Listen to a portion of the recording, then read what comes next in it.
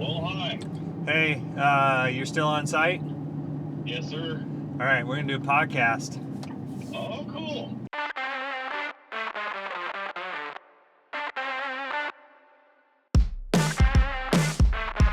So we're headed over to a demo site.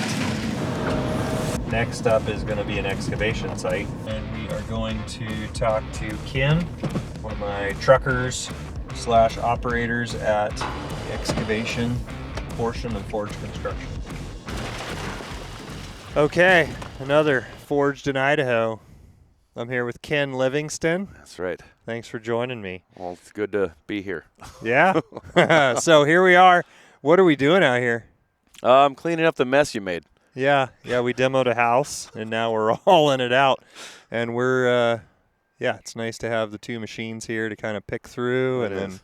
do mass moving. And Yeah, like that's the muscle and that's the finesse. there you go. It's nice. And you got both of them under your fingertips. Yeah, you got to have two. So you work for the Forged Excavation Right. division of the Forged brand. Right. What all do you? Well, let's take me back. Sure. What do you think about work and your history of the work that you have done? Okay. And so just all in all encompassing Let's start work big. life. Let's start All big. right.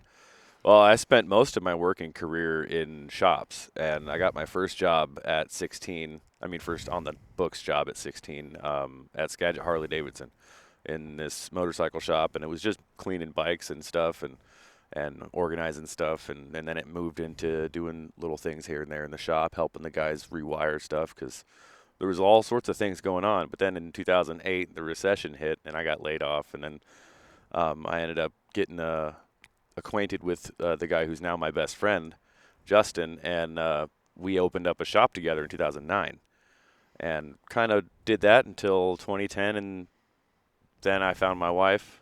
She wasn't my wife at the time, but I've been in a shop pretty consistently since about 2006, and I never really had formal training. I just had on-the-job training, which is pretty useful, I think. I mean, there's a lot of things that I'm sure formal training is fine and fantastic for, and that on-the-job training kind of lacks in areas. But on-the-job kind of, depending on who's teaching you, is the school of hard knocks, and that's a really quick way to learn, is when you're just going and doing it, and really enjoy that. But yeah, I got about 17 years professional shop experience. But within that little area there, I was also working as a tow truck operator for Mount Vernon Towing, and I got my CDL and started hauling heavy stuff. And then I ended up working a year out in the oil field hauling crude oil.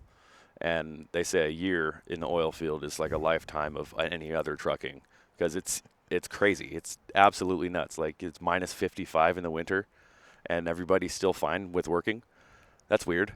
That's 70 degrees colder than a freezer. Yeah. Yeah, that's just weird to think Yeah. about. But Instant. yeah, Instant frozen. it's so bad, and it was such a horrible place. So it was certainly a learning curve and a lot of really cool experience. I mean, chaining up and chaining off like 5-6 times a night, and it was heavy. I mean, as heavy as legal is hauling, but pulling out of these canyons at like a 15-16% grade, and you can't have your axles locked or anything like that, so you just got to rely on your chains and momentum, and that's pretty scary because I ended up sliding backwards in this truck about 20 feet, maybe more than that. I actually have a video of it on YouTube, but that was a tough bit of life, especially being away from home, because I was working out there for 8 weeks at a time, and then coming home and being with my family for like 8 days, and then being gone again. And so that was kind of rough because it was 1,200 miles apart. Mm-hmm. And so I missed out on a lot there, and that's when I realized I should prioritize my family a lot more than my career, and or at least the financial part of my career. Or at least that season was over. Right. Yeah. Yeah, I'm glad I was able to do it, but I did miss out on a lot of my youngest kids because I got 3 kids. But my youngest daughter, I missed her her first steps, her learning how to crawl, her birthday, her Christmas, all of that. And it was just, it was not really worth the money. And, but I think it was all in all encompassingly good to have that experience. And it was just one of those trials in life. And this is all BC also. And so I wasn't a professing Christian at the time. I always kind of believed in Christ, but it wasn't like part of my life. I wasn't raised in a Christian household, and I didn't really have much of an example for what it looked like to be around Christians. And so, trying to think of where I was going with that. Well, let's do this. What I want to know off of all that is like, what do you think about Christians and our view of work as far as how it glorifies God, right? Like you went through some stuff. You kind of died on some crosses. For sure. Does God use it? Yes, absolutely. And it comes back to giving people grace in areas. I mean, even working not in the trucking industry, but just working in a shop around people who are godless, really. Knowing how different I could have acted and how much I must have seemed, worldly in certain times and areas. I constantly think about that, and that changes how I respond to people, whether it's a transgression or not. I try to give people as much grace as Jesus gives me, which is a never-ending grace. Yeah. And it's pretty hard to look at the things you've said and done in the past and not allow Jesus to change you, because you have to allow him. Otherwise, it's just you don't want to look, and that's what it says in James, I think, when a person looks in the mirror and walks away and immediately forgets who he's looking at. Right. So you got to remember where you were and how far Jesus has taken you, and they might be on that same trip, just earlier or even further along. And so it's just I find that as a Christian working in any kind of blue-collar field, it's best not to try to correct people's actions, but more lead by an example and try to be humble. Because that's another challenge, is trying to just be okay with saying, I don't know, or I messed up, or whatever, trying to own your mistakes. Accountability and humility are very, very important when working out in the field, especially as a Christian. Yeah. But, yeah, I think. So, this is the first podcast we're doing since the death of Charlie Kirk. Oh, man. So, how has that, it seems to have affected all of us Christians in, even I thought I was somewhat bold before, and I mean, I just feel very excited to look around me and see how boldly other Christians are also inspiring me to be even more bold in how we preach the gospel with what work we do. Right. What is your take on that as far as like, okay, I'm literally preaching the gospel with what we do? Oh, that's with Charlie Kirk. It was a really surprising amount of content he was bringing that was Christian content. And in so many different situations, he would explain the grace of Jesus and how much it's part of his life. He would say, well, as our Lord and Savior Jesus Christ has forgiven my sins, and he leads with that in a conversation, talking about how people, or when people attack him or whatever, and they say, well, you said this about them, and he's like, well, I'm not trying to make anybody mad. I am just as forgiven. He's like, and I'm just trying to glorify God in everything that I do.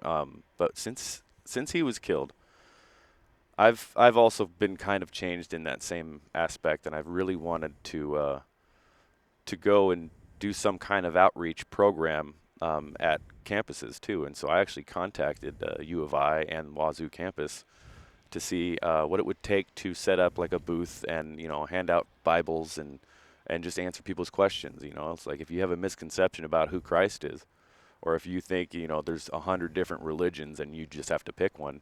No, Jesus is the truth. Like, there's a reason that he says that. Like, Buddha, all of Muhammad, everybody that has a different religion, they're all still dead. Christ isn't.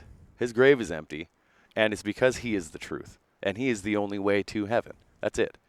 And the fact that Charlie would press that into almost every conversation he had is a remarkable thing. And I wish you were talking about being bold and everything like that. I really pray that I have enough boldness to not even think about being ashamed of the gospel of Jesus Christ, no matter what situation I'm in. Because there's a lot of times where I anticipate a reaction from somebody. Yeah. And that almost hinders me from speaking. Right. Sometimes it does. Right. And I really would like to be more bold in that as well. Yeah. Because it's worth it. That was his superpower. That was it. He just didn't care. Yeah, he's just like, whatever. And that's the sort of thing that, I would say is kind of the thing that even defines a blue collar man and in the work that he does is the ability to just say no to the screaming in his head of like, hey, don't get up out of bed early. Yeah. Don't put on the coat and go work in the rain. Just stay here. Yeah. I mean, it's just the go find an office job. Don't find something that's going to break your body, right? Like we're constantly refusing to listen to that and getting after it. And of all the guys that I work with, you probably are the most broken physically. You've got some major back issues that have held you back.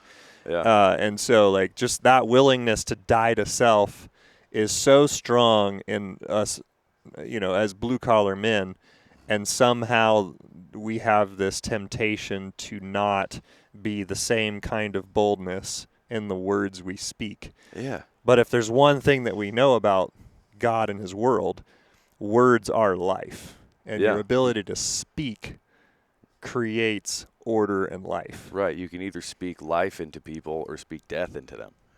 And it takes a lot of restraint to be able to make sure that what you're going to say isn't going to be held against you later. And Charlie Kirk was a good example of how to articulate what should be said versus what your flesh wants to say. Because I instantly have all these reactions to situations like when Charlie Kirk got assassinated. I was pretty blown away, but I also was warring against my flesh. Again, just saying all of the meanest stuff in my heart, and I'm just a thief on the cross. That's all I am, just looking at a king. And it's so refreshing to see how his wife decided to minister to the whole world. There was 100 million people watching her say that she forgives the man who just killed her husband 11 days prior. Yep. And I'm willing to die to my flesh to go break my body doing whether mechanics or any kind of thing. But why am I so cautious or timid to be able to speak the truth to people? And so I like to try to challenge myself to put myself in uncomfortable situations more often. Like I'll go to the checker that seems like we don't go to the same church. If I'm at the store or something, I'll instead of huddling towards the group of people that it's more like an echo chamber, I'll go out and try to minister to people. And that's just, and whether it's preaching the gospel or just being nice. Because so many people have lost. I was noticing yesterday, I was on my way back from the transfer station, and I waved at, I think, 65 people and didn't get one person to wave back. And it was pretty weird. I was wondering if they can actually see me or if I was a ghost or, like, I didn't know what was happening. And the reason I was waving so much is, first off, I'm in a marked vehicle, and I'd like to be able to set the right example. But Thanks also, for that. Yeah, you're welcome. I wave with my middle finger. It's different. I just do it weird. But no, I was driving my pickup when I was headed up to Harvard, and I noticed the further out you get from civilization, the more frequently people wave at you.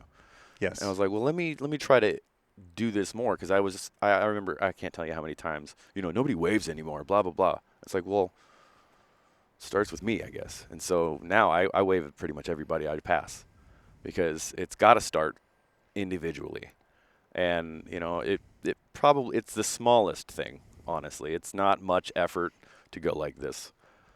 And but it's those small things that let people know, oh, he sees me. Okay. And he was looking at my eyes when he did that. Especially motorcyclists, I always was taught, I ride motorcycles, but I was always taught to treat every driver that's on the road like they're paid to kill you. Because sometimes that happens, and it's usually accidents. But I was ran off the road by a semi-truck when I was on my way to high school. And I went into the median, and there was a cable barrier in between the two. And I was able to keep the bike upright, but it could have been just like that. And all of a sudden, my family lineage is gone, and all that stuff. But it's constant. Or what happened to Kane Berglund? Yeah. It was such a freak accident out of nowhere.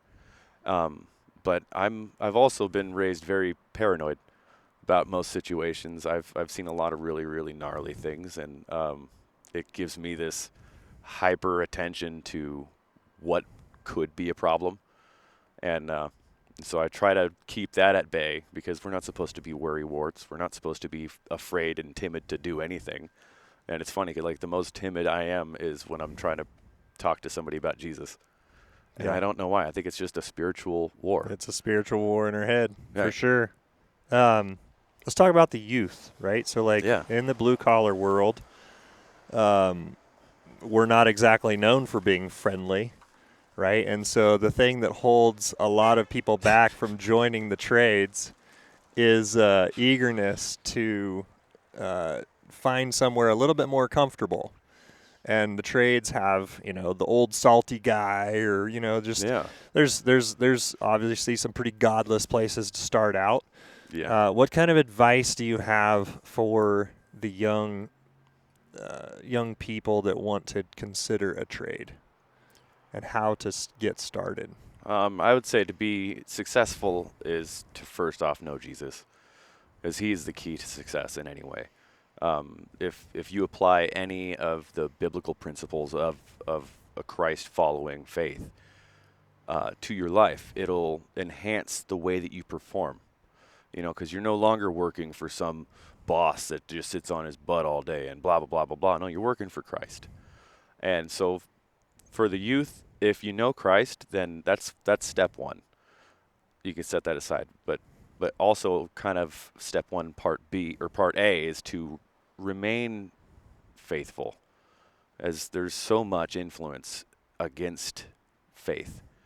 There's so much influence to be almost mocked if you're not willing to participate in any kind of godless behavior. And I grew up, in a Harley Davidson shop when I was 16, 17, and 18. And things were weird in times, and I didn't have any faith then. And I could totally tell you that if I had faith, I would behave different. I would have performed different. And my life would be different. But is to just remain faithful and understand that Christ is the foundation and the cornerstone. Measure from him only. Don't measure from those around you. Measure from him, and that's it. And other people will see that. And that's a testimony. But into the work ethic part that you will end up getting through faith. But there's so much to be had with willing to say, I don't know. Because so many people will initially just, I could do it. And then they totally mess up. And then it was just because of a pride issue. Don't bring your pride to work. Don't bring pride anywhere. Leave it with the devil, because that's what he wants to use it against you. Your pride is never a good thing. Unless you're talking, I'm proud of my kids, or proud of my wife and how far she's come. Yep. But you should not have an ego when you're, especially young kids apprenticing or anything like that, coming into an industry where they don't know much. Don't tell people you know something when you don't, because I've done that. And I could do this, and then totally mess something up. And then it's just like, then I'm not trusted, and I have to fix my mistake. Mm-hmm. Whereas if I were to have just said, I don't know how to do that, I would have been trained and could have possibly avoided the mistake. I mean, with experience comes learned mistakes. But being honest is the biggest thing, I think, is just not to oversell yourself. because you have to perform. If you're going to oversell yourself, you're going to have to perform what you sell. And when you're young and everything, it's hard to have experience when you haven't had the chance to. So, Yeah. but also ask questions, as many as you want, as many as you can. Get it right. Maybe there's too many. Well, there's certainly too many questions. But yeah, no, like there's absolutely a point at which you say, no, I already knew that. Mm-hmm. You have just destroyed all future mentorship. Basically. Like, it's an amazing moment. The moment you do that, you basically cut somebody's, how many years of investment that they were going to give you, and you just put a stop to it. Right. Yeah, it's a very profound thing when you say, no, I don't need your help. I already know. Right. Yeah, or like, I mean, in the automotive industry, it's just the same. I mean, I'm sure, but there's situations where it's like, you can tell when somebody doesn't know what they're doing almost immediately. And one of my biggest frustrations is when people will tell me they know how to do something, and then they'll not know how to do it, and then argue with me about it. And then, I'll try to give them the benefit of the doubt and be like, well, go ahead and show me. And then things get broken or ruined, and it's like, I don't think there was any other way this lesson could have been learned, honestly. And it's like, at some point, you let somebody stumble enough on their own words, they'll straighten up. And but it's just whether or not they're willing to participate in learning instead of just try to play the part. Because a lot of people just try to play the part. They'll try to sell you their business model, their experience in this, and they just can't play the part. And it's just a matter of you should never stop learning. Like the guy that has 30 years experience, he's got that experience probably because he was watching other guys in the industry, showing him the ropes. Like I was like I said, never any formal mechanic training. I was always trying to do what I can to help the senior techs. Or if they're working on something complicated, I'm like, can you show me how you're going to do what you're doing here? And just offer to help them as much as I can. Don't just go off and sit in the corner or sit in your car. Because, flat rate technicians are kind of interesting because you're not getting paid unless you're billing hours. But if you bill enough hours in a short period of time, then you could just go home or wait for more hours, wait for more jobs to show up. And so you see technicians just kind of playing video games and stuff when there's no cars because they've already whipped through it all. But that shows a lack that, like, they're content on where they're at, kind of just idling. And with the Christian principle, we're not supposed to be just idly sitting around. Let's just picture yourself in a boat on a river. If you're not rowing, you're going downstream. And so you got to continually try to get upstream and just get better, because you're the only person that can get you better. And it's that mentality that I am not ever going to attain fullness of experience, of wisdom, knowledge, and everything like that continues the pursuit of it. Because once people say, I already know, they're done learning. And like you said, it's like they just stop the flow of information from the people who got it. And it's so I think the major part is ask the questions if you don't know. If you think you know, try it if it's not going to hurt anything. But if it's like a safety thing, if you're doing brakes for the first time and you're not sure how to do it, don't just guess and get a bigger hammer.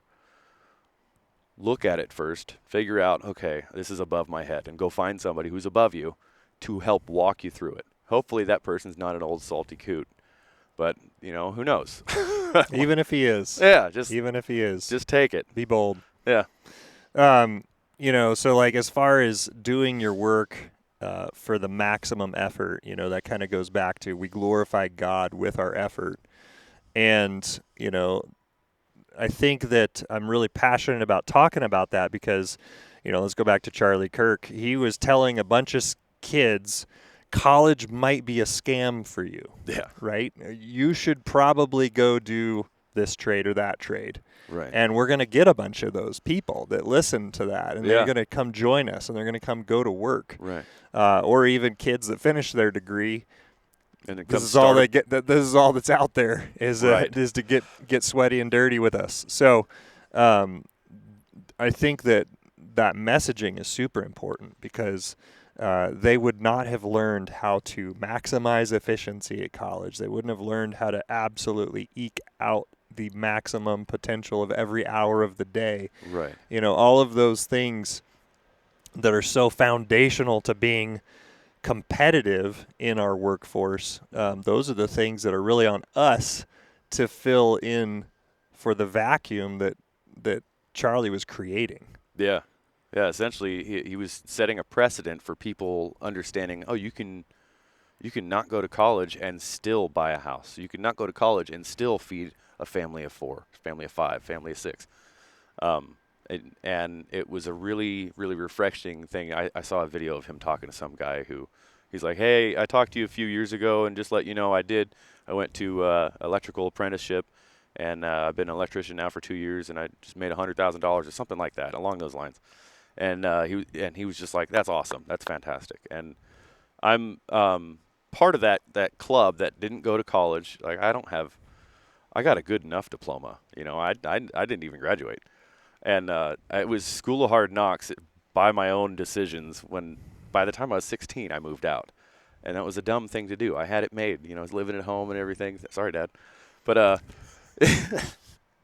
shoulda, coulda, woulda, didn't. I just didn't listen. And I was so full of myself in my own abilities and everything. I just wanted to go do what it is that I wanted to do. And that's the epitome of Antichrist, is doing what you want to do, because you don't see a position where Jesus chose to do what he wanted to do. He always decided to do what he was supposed to do, and what the Father had ordained him to do. Even when it comes to the point of sweating blood, he chose to do the hard things, and that's our example. Our example is to try to do the hard things. It's not to do what we want to do. We have liberty to choose, but it's not liberty to do what you want. It's your freedom to choose to do what you should do. And yeah, there's so much to be said to like young kids who want to get in the trades. But I remember going to this Careers Without College thing that was hosted by the local Les Schwab in Burlington, and I just went to it because I didn't want to go to college. I didn't think I was going to get into college, and I had to choose. They made us, and so I had to go to one of them. But I remember talking to his name was Ed Perry. He was the GM at the Pat Rimmer Tire Center, and I remember talking to him. And strangely enough, I ended up getting a job there in 2011 as a brake and alignment technician, which is kind of funny. But as long as you have the willingness to learn to do better, and consistently do better, while you leave your pride at the door, you don't bring it into the shop, you don't bring it out into the field. You should not have pride in except for anything that other than you just accomplishing your work for God. Like, I could be proud for myself, but I'm not gonna be a boastful, like, Super Ken proud person, you know? Yeah. There's so much work ethic to be learned, you know, because I mean, no matter how good your upbringing is, there's still a work ethic that is required by the people who are paying you by the hour. Yeah. And that whole efficiency thing that you were talking about, they don't teach you that in school. They're going to teach you weird different things, and you're going to come into a situation where you're like, this is nothing like I was trained in school. Yeah. And everybody's flowing perfectly. Everything is working. And you're like, how is this working right when nothing is what they said it would be? And it's like, well, it's because you were taught wrong. Yeah. You have to be taught in the field. You can literally become the kind of man that can stand before kings in anything that you do, right? Yeah. Like, again, we'll go back to Charlie. That was a guy whose profession started out as him sitting behind a card table on a college campus. Yeah. Anyone can do this. Right. who's willing to do it for 13 years over and over and over and over until you get world-class good at it, right? Like, Right. apply that to any blue-collar trade you want. You can get that good. Right. You can stand before kings in anything that you pursue. Yeah, it's just like hitting a nail with a hammer. I mean, it doesn't happen on the first swing. It's repetition will get the job done. And, I mean, it depends on how strong you are. We're getting, splitting hairs at that point. But it's a matter of applying what you've learned and failing, and then getting up and trying it again and failing and getting up and trying again. I would say most of the people who are successful now have failed miserably, most times. Yeah. And that's the same situation with physical exercise. I mean, if you don't push yourself to the point of discomfort and the point of failure, you're not going to get any kind of increase. And you get out of it what you put into it. You have to be willing to fail. I mean, safely in whatever. I don't want to cause any issues, but you have to be willing to push yourself to the point of failure and then beyond, because you don't know what you're capable of. Because so many people limit their own capabilities by saying, "I don't want to do anymore," or that's as much as I can do, or whatever. And people have no idea what they're capable of. Like, especially in stressful situations. And that's one of the admirable things about Charlie Kirk doing what he did, is still remaining cordial through all these rough interactions he was having with people who are screaming their emotions at him. And he's calmly just deflecting it and well, I hear how mad you are, but can we just have a dialogue? And that's, I would love to have that kind of cadence. And I got to say, like, with the whole back problem and everything like that, I think that's helped me a lot, keeping me from being exalted above measure for sure. But it's a thorn in the side that I've pleaded with God to get rid of this back pain. I'm all the time just pain, and it's been like that since February of last year. But I'm a different person since February of last year. Yeah. There's so much that has happened that has humbled me, but also made me so grateful for going through what I'm going through, because of the way that I've responded. I'm not trying to pat myself on the back, but I could tell you I've been denying my flesh. God's grace. It is God's grace, and I've been denying my flesh through this whole procedure, this whole issue. And my kids have all been baptized now, and my wife is seeing a change in me that she's like, I got to figure out how to love this new man. And it's fantastic, because it brings you closer to Christ when you are going through trial. And just like our faith is supposed to be tested. And it's a matter of going through the test the right way, because you can fail a test. But it's supposed to be tested like gold, which is with fire. Yeah. Until it's melted. And that's what you got to do. Let's talk about families then. So, it's funny because, like, we both knew Charlie Kirk. Yeah. None of us knew anything about his family. Right. Previous to his No, death. yeah, neither have I. I never heard of Erica. Yeah. Until she's thrust into the limelight and has to forgive the killer on the national stage. Right. And it just really struck me how crucial a good wife is in a man's mission, right? So when much, she's so intimately connected to his mission. Right. I think there's a big stumbling block for a lot of us blue-collar men. We go to work, we come home, how was your day? It was fine, nothing else beyond that. But it's very obvious that Charlie absolutely involved his wife intimately in everything that he was doing. Yeah. And now, upon his death, we know what Erica is going to do. She's going to do what wives and women do.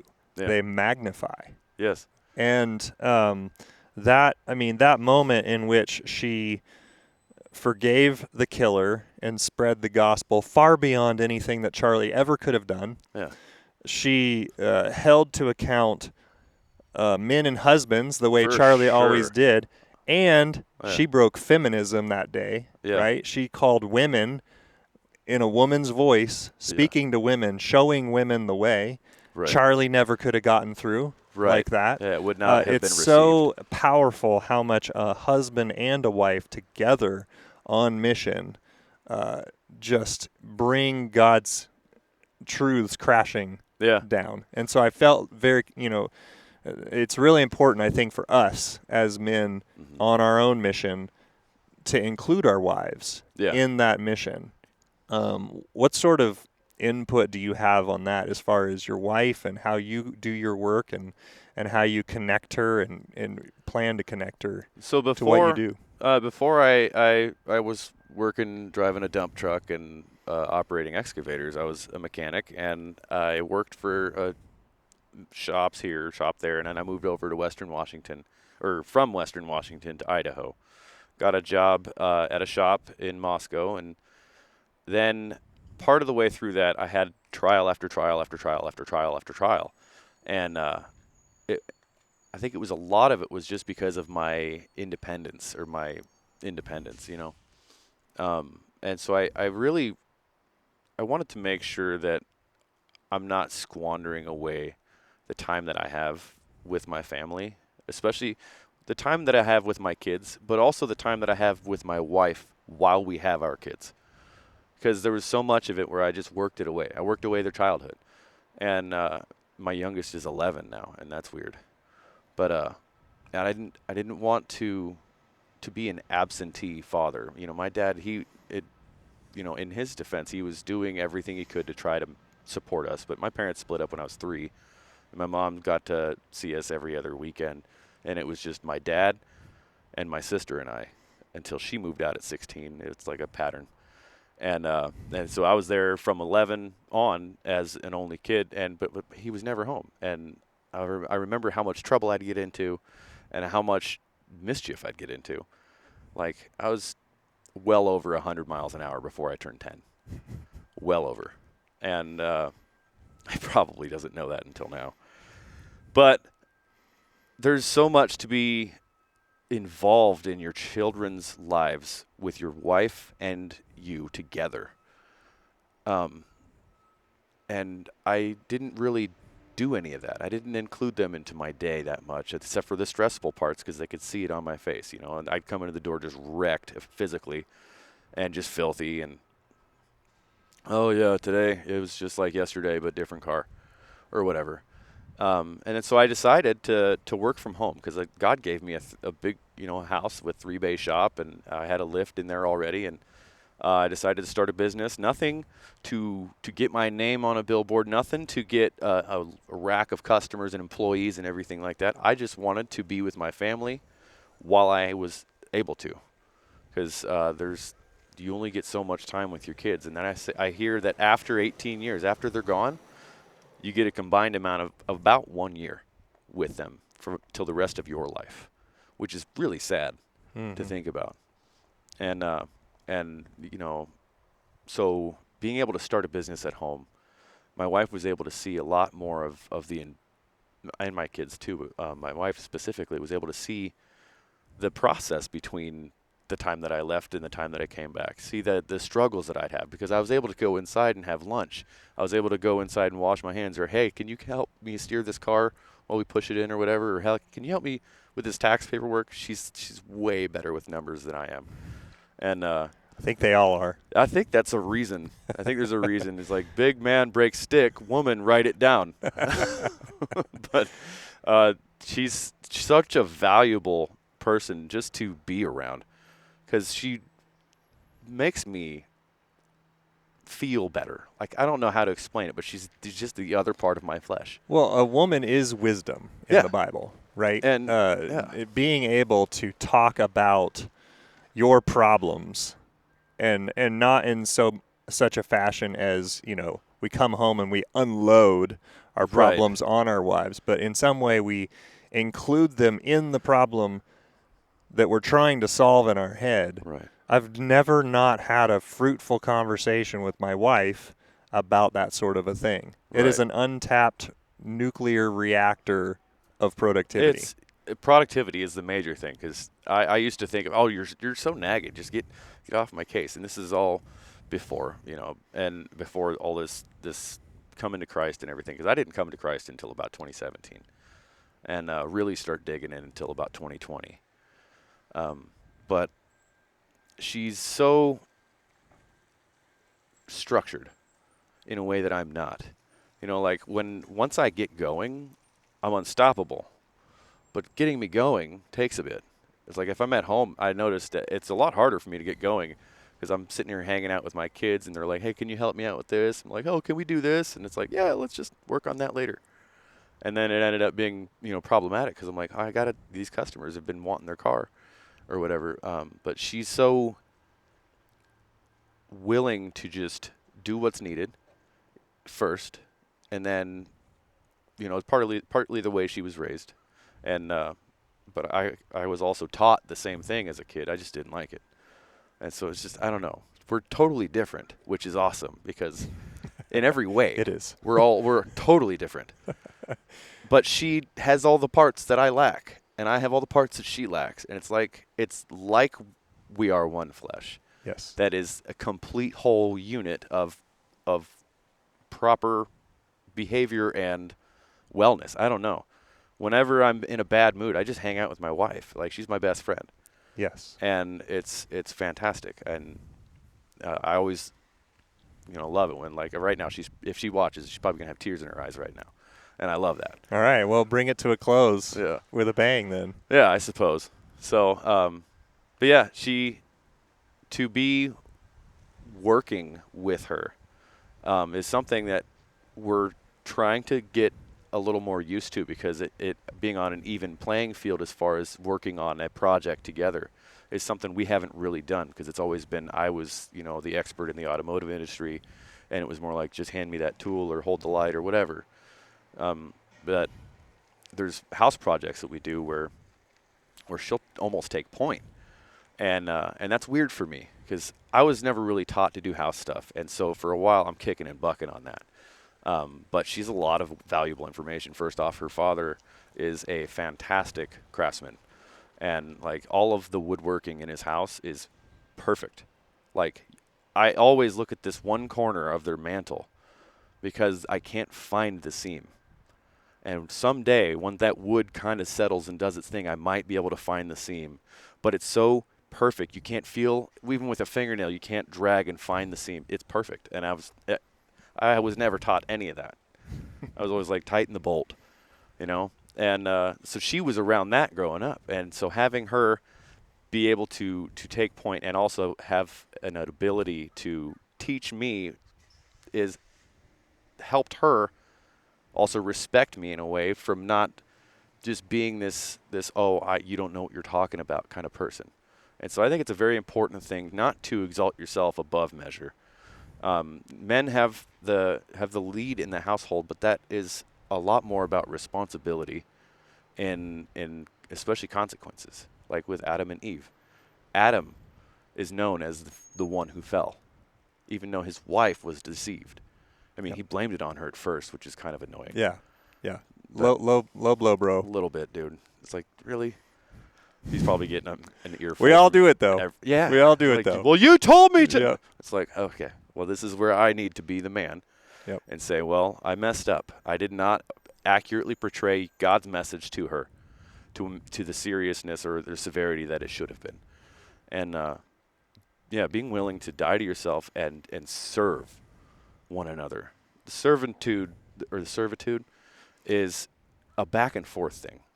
Well, what you're describing is like you're describing your role, which is completely different. Yeah. And she admires you for it. And then, of course, you would observe her in her role, in her domain, and think, wow, you run your domain so much better than I ever could. Right. Like, of course, that's how this would work. Right. Right?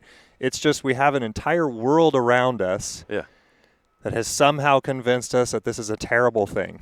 Oh, and what a tremendous lie! It right? is so sad. It's a wonderful truth, and I think just to kind of put a bow on all of this, what I love talking about my crew and all of these concepts about is how God made the world. God made people to get stuff done. And he gets the glory for all of it. And if we just give him that glory and submit to his plan, more gets done. It's more fun. And it is far more glorious to look at when we're done. Right. Because everybody just crushed it in the maximum amount of their own abilities given by God. Right. So I really appreciate you joining the Forged crew. Thanks. And It's really thanks for great talking. to be a part of it. Another one in the books. Absolutely.